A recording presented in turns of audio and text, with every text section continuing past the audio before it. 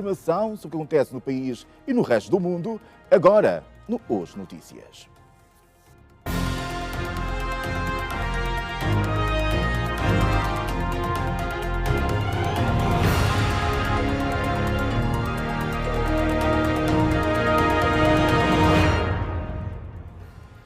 Mais uma vez, boa tarde, Angola. Aconteceu em Luanda o ato de consignação do projeto biométrico de fronteiras realizados pelo Ministério do Interior através do Serviço de Migração e Estrangeiros, no quadro de ações de modernização da segurança fronteiriça e implementação de tecnologias biométricas para o controlo da entrada e saída de cidadãos. O que se pretende é reforçar a segurança nacional e os processos migratórios. O Ministério do Interior assinou na tarde desta terça-feira um acordo com duas empresas polacas para a construção e implementação de infraestruturas para controlo biométrico nas fronteiras do país. A medida consta da estratégia de reforço de seguranças nas fronteiras nacionais. O que se pretende é aperfeiçoar, é aprimorar este controle. E como sabe que o uso de tecnologia requer sempre atualização permanente. O que vamos fazer é atualizar com a construção dessas novas infraestruturas, é modernizar o nosso sistema para conferir ao sistema maior eficácia e também eficiência no trabalho. Quer dizer, o trabalho vem sendo feito, mas as tecnologias hoje, como têm, obrigam-nos à modernização permanente.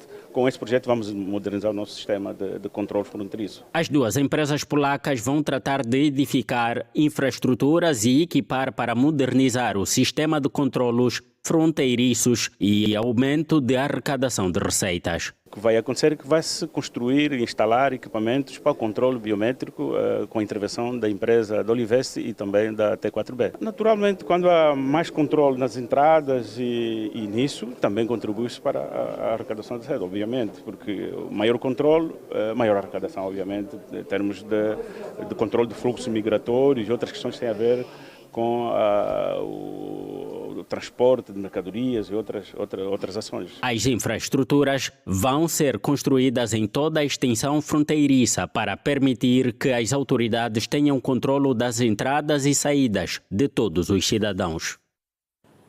Apesar da melhoria que se tem verificado no serviço de identificação no país, não é reduzido o número de cidadãos que não estão registados. Mesmo nos centros urbanos, como é o caso de Luanda, e na base desta realidade estão vários fatores, sobretudo assunto e sobre tudo que acontece de facto nesta matéria. Temos a nossa colega Emília que vai conversar connosco, que está em Luanda. Emília, boa tarde, é consigo. Por agora não é Emília, vamos ver a matéria que falamos sobre a questão da identificação. Acompanhe, por favor. A dificuldade no tratamento e renovação do bilhete de identidade tem contribuído para o elevado número de munícipes que não possuem o documento.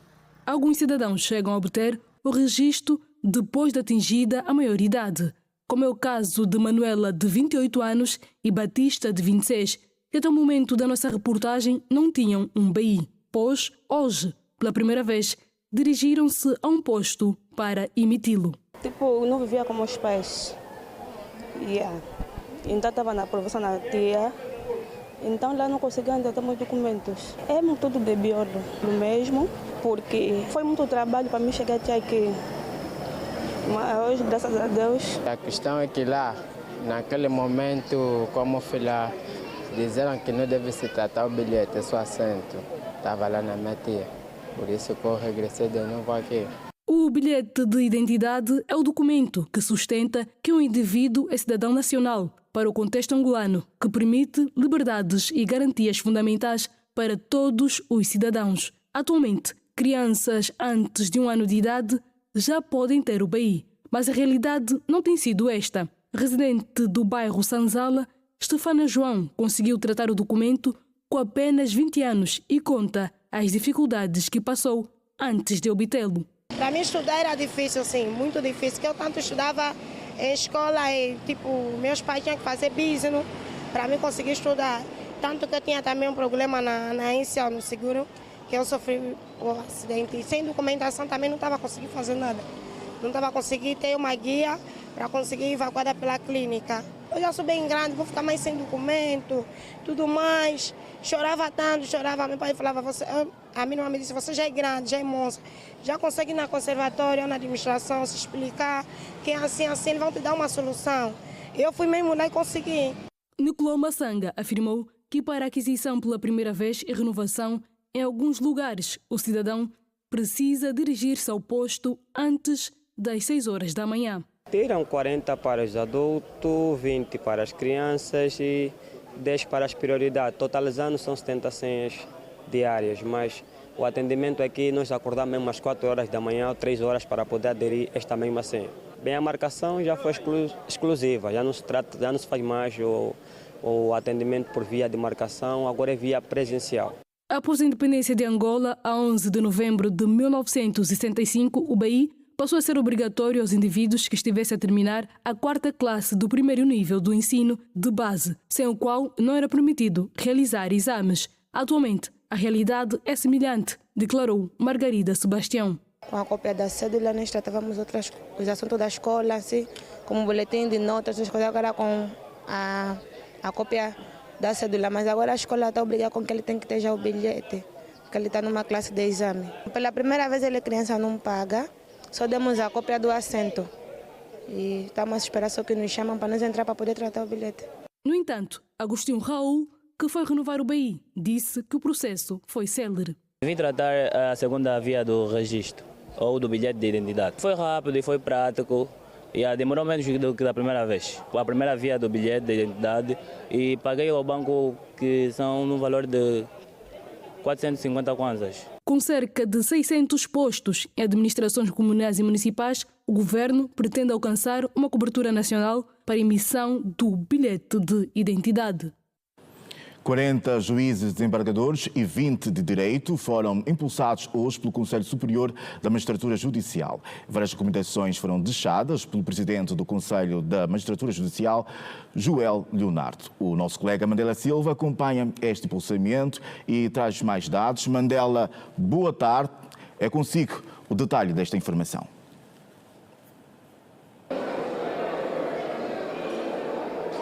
Boa tarde e boa tarde ao vasto auditório da Rede Girassol.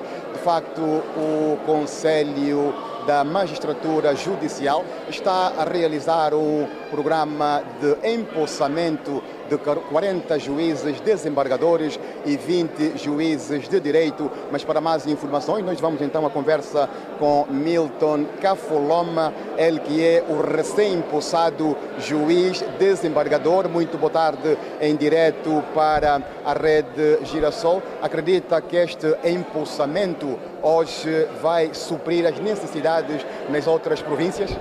Boa tarde.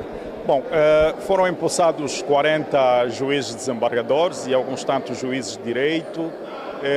Quero acreditar que todos esses quadros contribuirão com o seu saber e a sua experiência para o melhoramento da administração da justiça no nosso país. Essa tomada de posse é uma boa nova no que toca aos juízes no país? Com certeza, com certeza. Nós temos tribunais da relação já em funcionamento na Huila, em Benguela e em Luanda, e dentro de alguns dias será inaugurado o Tribunal da Relação do IS, e quero acreditar que todos esses quadros são quadros com alguma experiência que se vão juntar a outros tantos para juntos trabalharem para o melhoramento da administração da justiça do nosso país. Nós queremos uma justiça cada vez mais próxima do cidadão, uma justiça que atenda aos interesses do próprio cidadão, que seja muito mais humanizada e célere, fundamentalmente. Tendo em conta a abertura do ano judicial em março, já estão criadas as condições para albergar os recém-empossados? As condições materiais existem, os recursos humanos existem, por aquilo que nós ouvimos das palavras do venerando juiz-presidente do Conselho Superior da Magistratura Judicial, e acredito que está tudo a postos para o início do ano judicial. Mesmo já para terminar, quantos tribunais de relação estão criados em Angola e quantos seriam necessários? Já estão criados 3 tribunais da relação, já em pleno funcionamento, e dentro de alguns dias será inaugurado o Tribunal da Relação do IS. Na Forja também está a abertura do Tribunal da Relação de Saurimo. Muito obrigado, Milton Cafuloma, ele que é então o recém-empossado juiz de relação, que foram hoje empossados com o juiz do presidente do Conselho da Magistratura Judicial, Joel Leonardo. Para mais informações sobre esta matéria, o caro ouvinte e telespectador vão então poder acompanhar com mais incidências nos próximos serviços noticiosos da Rede Girassol. Boa tarde. Boa tarde, Mandela, e obrigado por essa partilha. Representantes governamentais, parceiros internacionais e outros especialistas debateram a resiliência climática em Angola.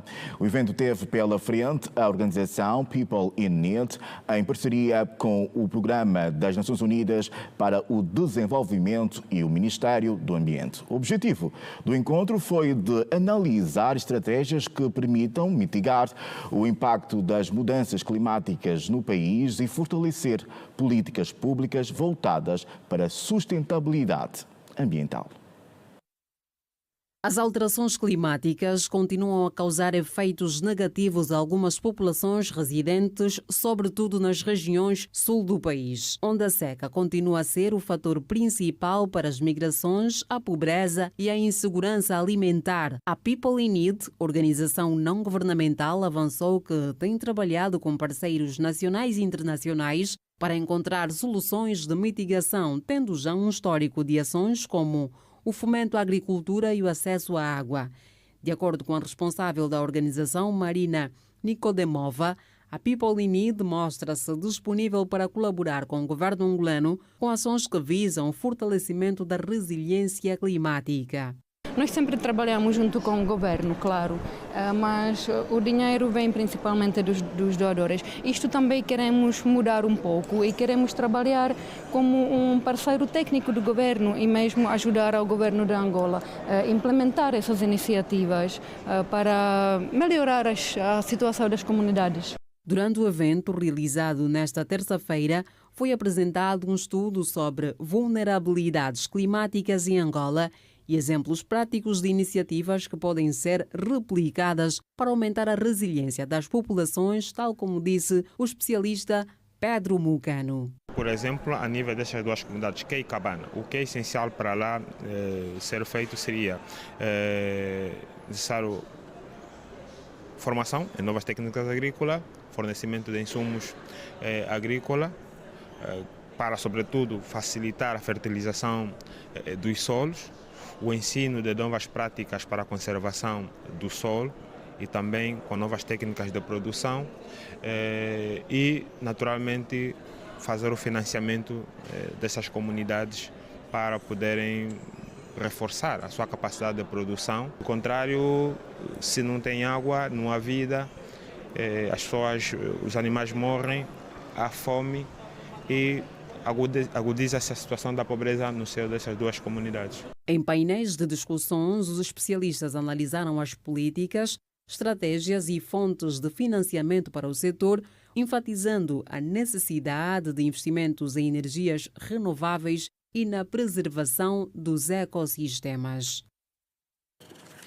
Pavimentação das vias de acesso e estabilização do setor energético, bem como a melhoria dos setores da educação e da saúde, são os principais desafios identificados pela administração do município do Bom Jesus em conversa com a nossa equipa. Moradores da zona garantem que o município não tem dificuldades de acesso à água potável, mas a falta de hospitais e escolas do ensino superior também constituem problemas. O cenário rústico coberto de paisagens naturais e o rio Kwanza mistura, assim é o município do Bom Jesus. Elevado agora à categoria, a região enfrenta muitos desafios. Antônia Ventura afirma que a melhoria da luz elétrica da rede pública, hospitais e centros de formação estão entre as principais necessidades dos munícipes. Não temos boa escola, não temos faculdade. Tipo, eu já terminei o ensino médio, mas não tenho como me deslocar para estudar fora, através das condições de vida. Tem que ter uma faculdade aqui, centro de formação, nós não temos. Um hospital municipal grande que consegue atender a população. A dificuldade que nós temos aqui também é a energia. Não temos uma boa energia. Toda hora a energia vai. Com o objetivo de proporcionar maior conforto às comunidades, o administrador do município, Francisco Chipilica, declarou que pretende trabalhar para resolver os problemas sociais. Nós estamos a trabalhar na aquisição e petição de algumas unidades hospitalares e algumas direções em função dos técnicos, para destacar técnicos para esse centro de saúde, para tirar a apreensão do hospital que temos de referência. O município de Bom Jesus, neste momento, está com 12 escolas, que é insuficiente pelo aquilo que é o número dos habitantes que nós temos. É um desafio grande que está a ser acompanhado milimetricamente por Sua Excelência o Governador, e estou certo que dia menos dia nós teremos algum polo universitário aqui no nosso território. O município possui características próprias no que diz respeito à agricultura e à pecuária. Congo e André afirmam que o setor precisa de mais investimentos. Temos muito agricultor, mas alguns não fazem o cultivo por falta de condições, falta de motobomba, falta de condições de enxada, esses todos os materiais que têm a ver com o campo. A plantar tomate, cebola, muita dificuldade. Os preços subiram bastante para conseguirmos as sementes e então fica difícil. Pois o acesso também nesta fase de chuvas. Francisco Chipilica explica também que pretende melhorar as vias de acesso na região para facilitar o desenvolvimento agrário.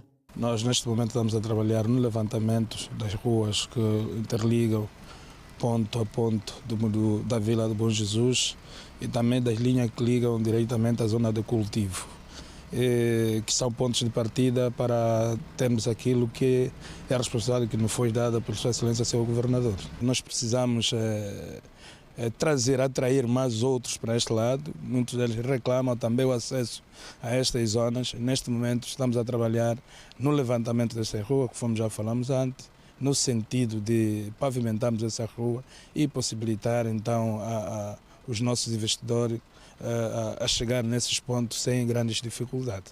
Outra situação levantada pelos moradores Adão Mateus está relacionada à necessidade de uma praça e à melhoria do acesso ao rio.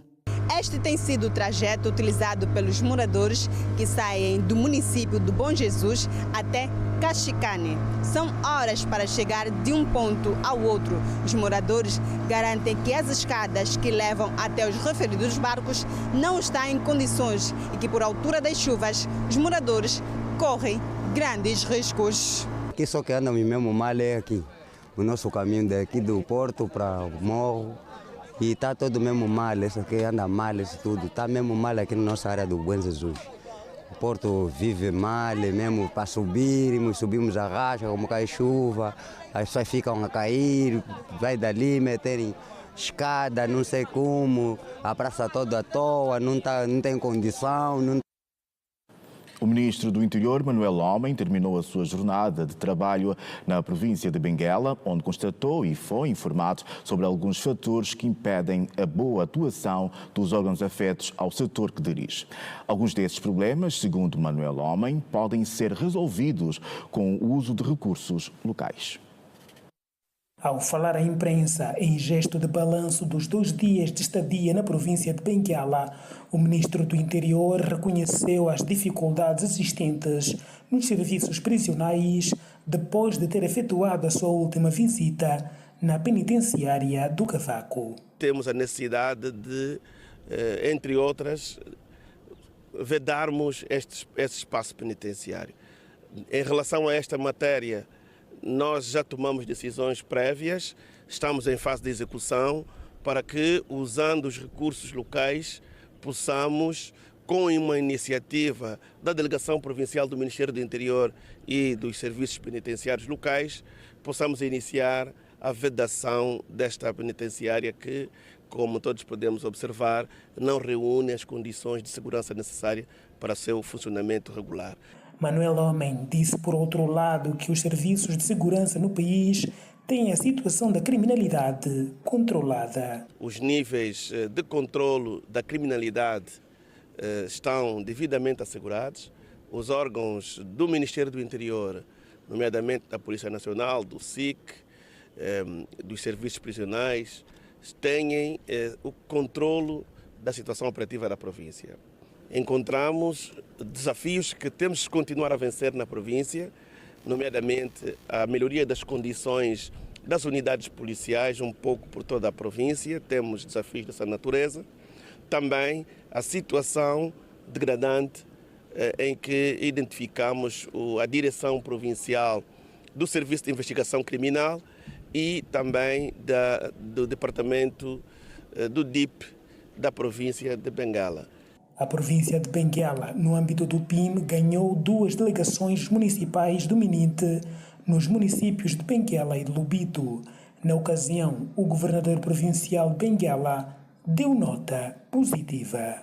De empreendimentos, de iniciativas que tivemos a oportunidade de inaugurar, são um sinal importante de que nós estamos preocupados com a segurança, com a ordem, e com isso certamente que o contributo é muito importante para o aumento de investimento da nossa província, do nosso país em geral. E com o aumento de investimento vem depois outros aspectos positivos, como o emprego, melhores salários, etc. Portanto, é tudo um processo que é importante desenvolver, porque se enquadra no âmbito do esforço do governo para desenvolver o país. Resumo da visita do ministro do Interior, Manuel Homem, que durante 2 dias trabalhou na província de Benguela, onde visitou e inaugurou instituições afetas ao Ministério na província. O comprometimento e a dedicação são fatores diretamente associados ao sucesso e ao cumprimento das metas em quase todas as áreas da vida. Estão também relacionadas com a motivação, principalmente nos momentos mais desafiadores. Um terceiro fator, mas não menos importante, é a disciplina. Estamos a falar de elementos fundamentais que, no jogo das lutas diárias, nem todos levam em conta, como mostra Mandela Silva na reportagem a seguir. O comprometimento é uma qualidade que se reflete nas atitudes e nas escolhas de cada indivíduo, demonstrando a sua dedicação e contribuir para o progresso e bem-estar próprio e coletivo. É também essencial para alcançar o sucesso, cultivar relações significativas e construir um futuro promissor, o que pode influenciar no sucesso do indivíduo. Várias opiniões afirmam que é com determinação, foco e comprometimento que se consegue. O comprometimento é, sobretudo, uma palavra de vigor e normalmente é uma característica de pessoas que são responsáveis. E as pessoas responsáveis são focadas, são objetivadas e determinadas. Então, essas pessoas normalmente, quando são comprometidas com algo, seja na vida profissional, pessoal, com a sua comunidade, se tiverem a métrica certa e paciência, porque também é uma característica deles, quase sempre conseguem atingir o objetivo, que acaba sendo sucesso. O comprometimento é a chave do sucesso. Todo aquele indivíduo comprometido, seja lá com uma causa, que seja uma causa, né, positiva, tem tendência a progredir e a prosperar muito. Segundo os entrevistados, nos dias de hoje é muito difícil jovens darem passos significativos devido à falta de oportunidades e abertura no mercado empresarial. Mas isso não é motivo para não seguir em frente com a causa e manter o foco. Naquilo que honramos, que é o nosso compromisso, conseguimos alcançar a benevolência. Alcançando a benevolência, temos sucesso e a meta finalizar daquilo que é a nossa ideologia. Quem idealiza bons ventos alcança, sim, porque pode não ser imediato, porque quando temos um foco e trabalhamos, né, mesmo indo de fracasso a fracasso sem perder o entusiasmo, e sempre com aquela dever de comprometer e com nossos compromissos alcançamos sempre o sucesso. Por outro lado, há também o fenômeno do imediatismo que tem afetado vários jovens em busca frenética de bens sem se importar com os meios para obtê-los. Mas o imediatismo nunca garante a prosperidade, porque o imediatismo nos leva sempre a maus caminhos. Então isso acho que não é uma boa opção para ninguém. Temos que saber o que é que queremos, se o que estamos a fazer é certo, para que nós consigamos ganhar com o esforço do nosso trabalho. Para os empreendedores Edmar Lopes e Joel de Carvalho, não foi fácil criar as suas empresas, mas foi preciso determinação e persistência, tendo em conta a falta de oportunidades que tiveram no início. Nós começamos a pensar no modelo de negócios da contabilidade digital em 2018. Eu já venho no mercado da contabilidade há mais de 11 anos e sentia que havia uma necessidade de entregar mais valor para as pequenas empresas e também oferecer o serviço de contabilidade de forma 100% online, né? Foi aí que nós estudamos muitas tecnologias, muitas ferramentas e finalmente em agosto de 2020, com o modelo de negócio já bem testado, foi aí que nós decidimos lançar a Data Cloud no mercado. Começamos a operar em agosto de 2020. A ideia surgiu mediante a necessidade do mercado, né? Nós vivemos num mercado que ainda produzir conteúdos audiovisual é muito caro. Então eu decidi criar uma agência que barateasse esse mesmo processo, ou seja, criar produtos audiovisuais, mas num preço razoável, de forma muito prática. Mas diante desse processo, como todo negócio, surgiram bastante dificuldades, né? E uma das dificuldades que surgiu é ter pessoas competentes para poder entregar aquilo que eu idealizei. E também a falta de comprometimento no nosso mercado angolano, né, das pessoas que trabalham. Às vezes nós sentimos um pouquinho de falta de comprometimento e essas foram as grandes dificuldades que eu encontrei para poder assim manter a empresa e fazer com que ela se torne rentável e cresça também em todos os sentidos. Então essas foram as grandes dificuldades que eu encontrei. O estado de saúde do Papa Francisco é destaque no jornal de hoje. Por agora é um intervalo e volte connosco. Até já. Seja bem-vindo de volta. O Presidente da República, João Lourenço, acredita em embaixadores extraordinários e plenipotenciários na qualidade de não residente. O nosso colega Alberto Capitão está na Cidade da Alta e traz detalhes sobre este assunto. Alberto Capitão, o desenvolvimento desta informação é consigo agora.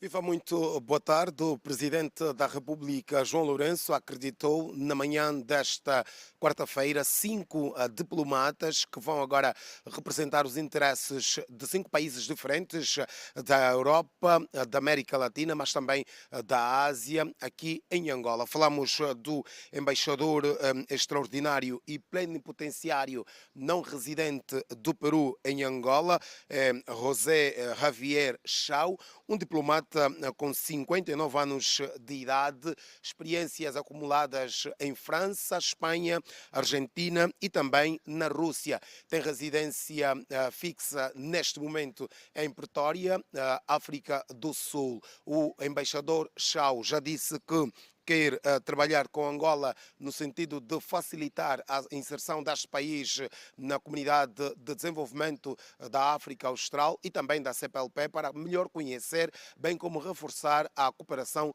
no domínio econômico e financeiro. Na sequência, o Presidente da República recebeu cartas credenciais do embaixador da República do Sudão do Sul, denominadamente Simon Duke Michael, que tem igualmente residência em Pretória, na África do Sul, e tem já 17 anos de experiência diplomática com passagens pelo Burundi. Este disse que com Angola quer reforçar a parceria económica e também já teve a oportunidade de, em encontros com o chefe da diplomacia angolana, falar da necessidade de reforçar as relações bilaterais nos vários domínios de cooperação. Na sequência, o Presidente da República recebeu o embaixador da Bielorrússia, Lar Marshalau, de 51 anos de idade. Neste momento tem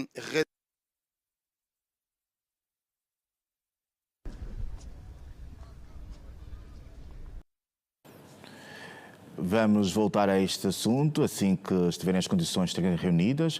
Voltamos depois a falar com o nosso colega Alberto Capitão. Por agora, saiba que profissionais do setor imobiliário mostram-se preocupados com o branqueamento de capitais e a falta de financiamento para promover a habitação. O segundo dia do encontro da família do imobiliário tratou de debater estratégias que visam traçar linhas mestras de cooperação na perspectiva de alavancar o setor no país. O mercado imobiliário é apontado como um dos mais propensos ao crime de branqueamento de capitais. O segundo dia do encontro dos profissionais do setor discutiu a temática em mesa redonda. Há registro, sim. O setor imobiliário é o setor mais vulnerável. O setor imobiliário não está bom. O Estado é preciso fazer uma intervenção imediata. Porque o que acontece? Todo indivíduo que trabalha no setor imobiliário, há pessoas que não declaram os seus bens. Fazem negócio, fazem transações ilícitas. No setor imobiliário passa essa informação. Nós não vamos mentir. Mas, às vezes, fizemos denúncia, a denúncia nunca saiu. Então, é importante que nós juntamos energia, colocamos a realidade, estamos a definir as metas, porque temos que saber daqui para frente o que é que vai ser o imobiliário daqui para frente. O líder da Associação dos Profissionais do Imobiliário da Angola lamenta ainda o facto de boa parte das irregularidades do setor serem causadas por funcionários públicos. Para já, o próprio funcionário público é a pessoa que fomenta o branqueamento do capital, porque hoje em dia, para legalizar um terreno, uma casa, demora muito. Você dá um documento de um terreno faz 2 anos. O que vai acontecer? Essa pessoa que está desesperada para quer ver o imóvel dele legalizado, tem que corromper o funcionário público. Então, a administração pública é fator permanente, não representam bem o nome do Estado. Para Johnny Soki, ter as empresas do setor imobiliário associadas à Comissão do Mercado de Capitais ajudaria a reduzir este tipo de crime no setor imobiliário. Seria muito importante, principalmente o setor imobiliário, que tem as anuências que tem, as reticências que tem. O setor imobiliário transaciona muita liquidez, valores muito avultados, e é sempre um setor que permite transacionar liquidez em espécie. Daí que existem muitas reticências a nível do branqueamento de capitais, a nível do próprio financiamento ao terrorismo, da atenção que se dá a esse setor. Termos empresas do setor imobiliário que estão admitidas à negociação é uma mensagem importante a passar, tanto a nível internacional, de que nós temos empresas transparentes, temos empresas do setor imobiliário que divulgam contas, que fazem gestão cuidada. Portanto, é um sinal muito importante e vai abrir portas para várias outras empresas do setor que possam olhar também isso com atenção e saberem que é possível buscar dinheiro na bolsa porque é viável e vou deixar a minha empresa numa plataforma visível a nível mundial e transmite mais segurança, mais confiança aos investidores e, no fundo geral, também dinamiza a economia no sentido da transparência a nível internacional. Um outro tema em destaque foi o financiamento para promover a habitação. Apesar de lamentar a falta de financiamento dos bancos e os longos processos que enfrentam, Massada acredita em dias melhores. Um problema que existe, a banca não está a financiar projetos imobiliários. E se tiver a financiar 1 ou 2, com muitos íntegros, você vai pedir um financiamento à banca. O banco vai te pedir 30 elementos, enquanto para termos um projeto imobiliário, para pedir um financiamento, nós apresentamos 3, 4 documentos, na Europa conseguimos ter. Mas estamos a mudar, a banca está a ter outra dinâmica, a banca já teve quedas significativas, mas vamos ver daqui para frente, 50 anos está a passar, vamos comemorar os 50 anos, vamos definir as balizas. Há uma equipa que está a trabalhar multissetorial para ver se conseguimos mitigar os nichos vistos no setor imobiliário. Agora a página desportiva. A Seleção Nacional Sénior Feminina de Futebol enfrenta o Zimbábue hoje às 14 horas para a segunda mão da penúltima eliminatória de acesso ao CAN de Marrocos. Sob o comando técnico de Maninho Loite, o Combinado Nacional aproveitou o tempo para definir as últimas estratégias antes do grande embate contra o Zimbábue. O encontro é referente à segunda mão da primeira eliminatória de acesso ao Campeonato Africano das Nações Feminino de 2026 a ter lugar em Marrocos. As Velvitas levam vantagem na eliminatória depois de vencerem as zimbabueanas no dia 20 do corrente mês em Luanda por 2-1. Logo estão proibidas de perder nesta quarta-feira, às 14 horas, em Pretória, África do Sul. Manuel Lloyd, treinador principal da Seleção Nacional, aprimorou no treino de reconhecimento do campo os aspectos táticos e técnicos para contrariar as manobras ofensivas da seleção adversária. Esta vantagem inicial coloca a seleção sénior feminina de futebol numa boa posição,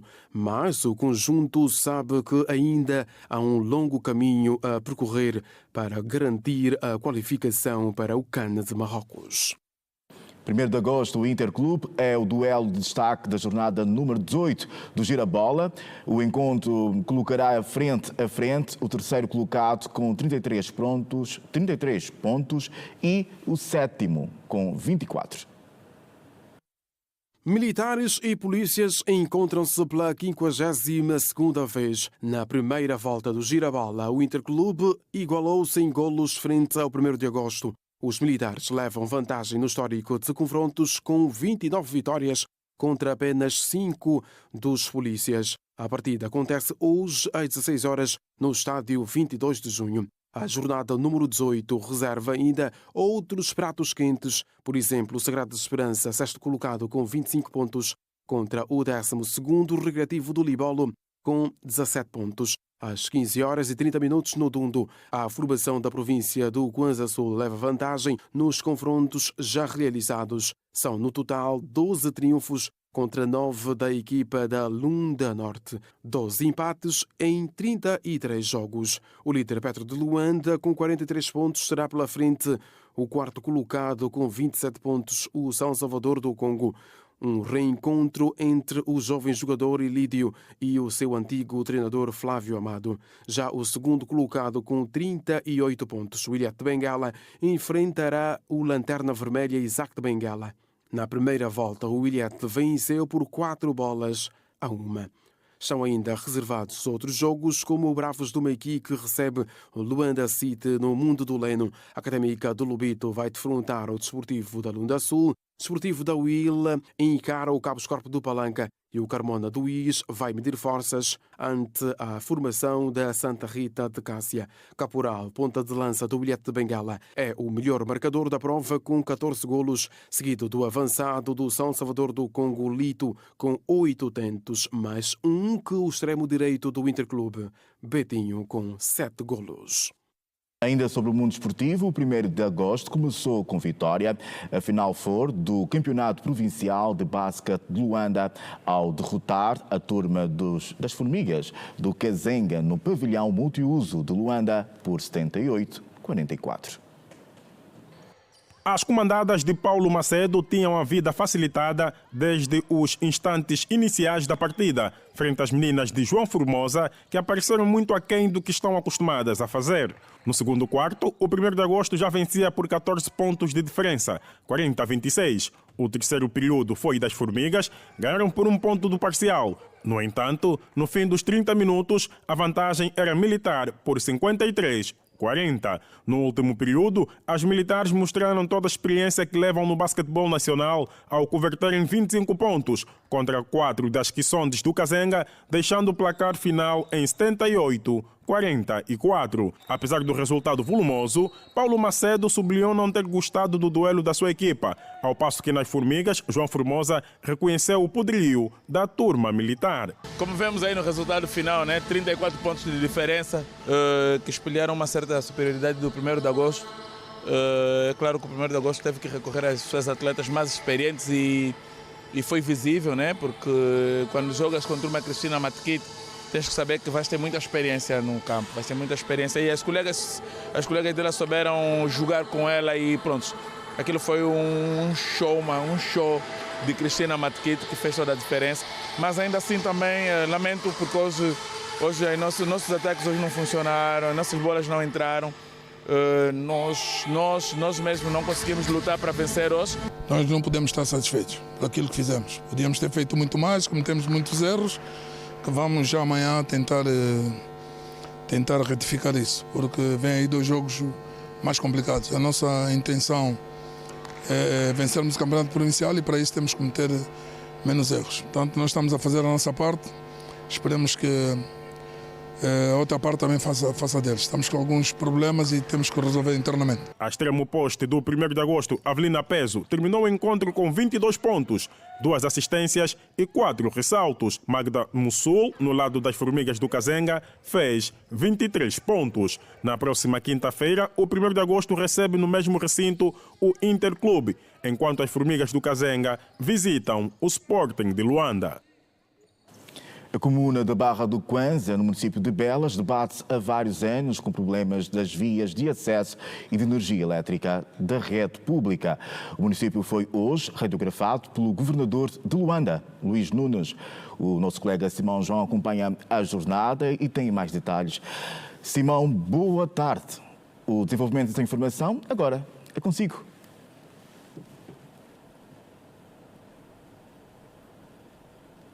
Ora, muito boa tarde para si, Adilson, e também para os telespectadores a esta hora. É uma jornada de campo que começou logo no início da manhã de hoje. Até este momento, o governador da província de Luanda, Luís Nunes, já radiografou os Ramiros e também passou ainda pela Barra do Kwanza, onde visitou o Centro de Formação de Pescas, o Cefopescas, na qual, pelo que nós podemos perceber, o governador de Luanda não gostou do cenário que encontrou naquele local. Aqui no Museu da Escravatura, no Museu Nacional da Escravatura, o governador Luís Nunes, neste preciso momento, está a auscultar aquilo que é as preocupações por parte da população de várias ordem. Uma delas tem que ver, por exemplo, com a oportunidade do crédito, o financiamento que a juventude, portanto, muito clama nesta região. Eu vou à conversa com um dos munícipes, Samuel Albino. Muito boa tarde. É de facto esta uma grande preocupação, sobretudo para vocês jovens, aquilo que vocês têm a potencialidade, mas que por falta de um crédito ou financiamento não conseguem desenvolver as vossas atividades? Certo, muito boa tarde. Realmente esta é uma preocupação muito pertinente e que tem sido mesmo aquilo que é o tirar sono de nós como jovens, porque tendo acesso a financiamento, assim conseguimos também de implementar os nossos projetos, não é? E esses mesmos projetos podem também gerar emprego a outros jovens, porque se nós tivermos acesso a financiamento, vamos criar empreendimentos e dar acesso também a emprego a outros jovens, assim reduzindo o índice de criminalidade, porque nesse momento a criminalidade só está muito alta porque os jovens não têm ocupações, não têm mesmo empregabilidade, porque quando têm necessidade de satisfazer, não é, aquilo que são a fome e outras necessidades, eles recorrem à criminalidade como o meio mais fácil. Já se os jovens tiverem acesso a financiamento, a microcrédito, então teremos como criar também empregabilidade para as demais famílias e reduzindo assim o índice de criminalidade. Há muitos jovens aqui, portanto, no quilômetro 30 com potencialidades, com formações adequadas, mas que por falta de oportunidades, muitos estão a se perder aquilo que é o talento destes jovens aqui no quilômetro 30. Sim, realmente tem muitos jovens mesmo. Nós lidamos diretamente com a juventude, não é? Então as preocupações é mais esta que elas vão apresentando. Tem informações, tem projetos, mas no entanto não tem acesso a esse financiamento para poder implementar o projeto. Ok, muito obrigado, Samuel Albino. Muito rapidamente, Adilson Garcia, eu vou também à conversa com mais um munícipe aqui na província, ou seja, em Luanda, no quilômetro 30, Anderson Gabriel. Muito boa tarde. Outra das preocupações que particularmente apresentaste durante esta auscultação tem que ver com as DTS, que está a levar muita gente à prostituição por faltas também de oportunidade de empregos.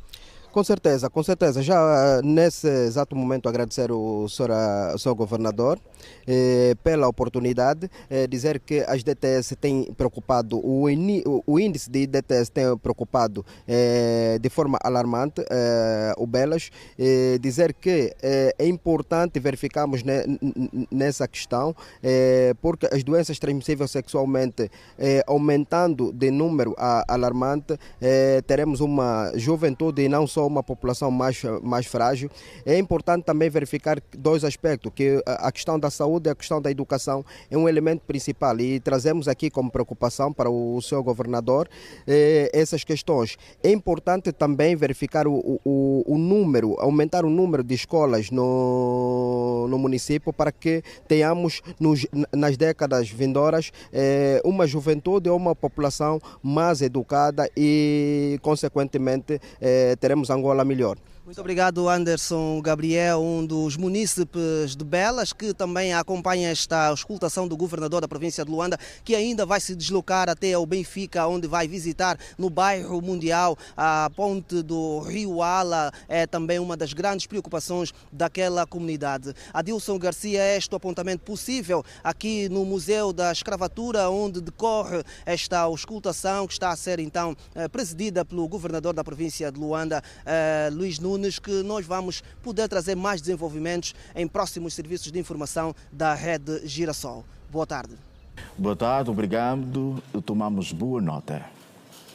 Vamos agora para mais um intervalo, o segundo do dia de hoje. Volte connosco.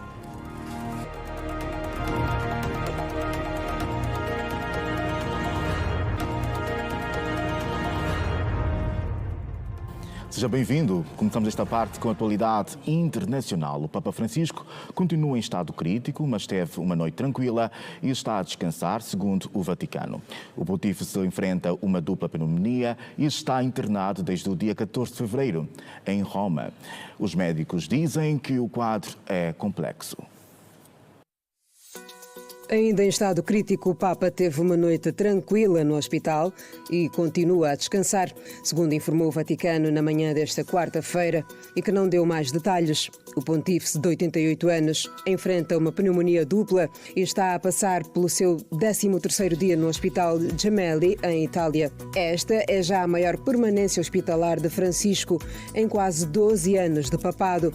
Na terça-feira, o Vaticano havia informado que o Papa continuava em estado crítico, mas sem crises respiratórias.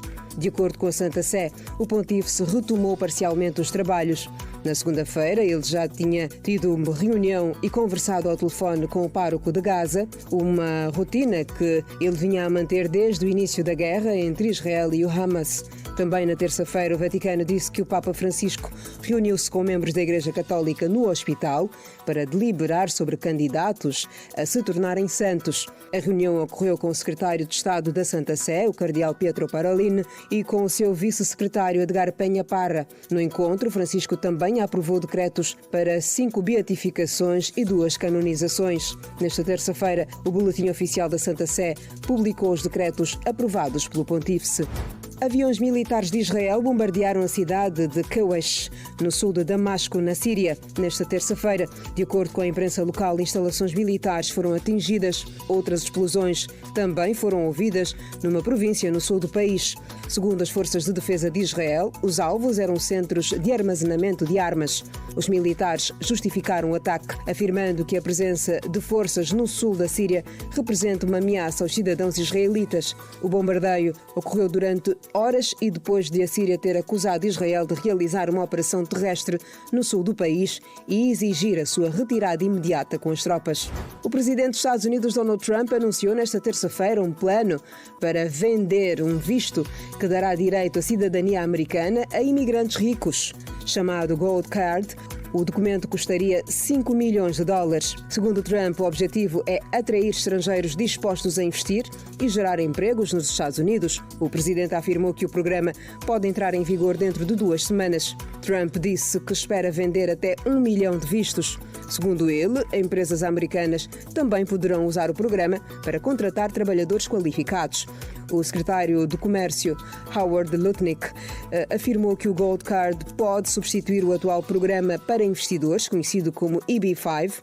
Atualmente, os estrangeiros que investem em empreendimento nos Estados Unidos e criam pelo menos 10 empregos para trabalhadores americanos podem solicitar uma residência permanente. Estão contadas as principais notícias de Angola e do resto do mundo. Angola, boa tarde, fique bem, até o nosso próximo encontro.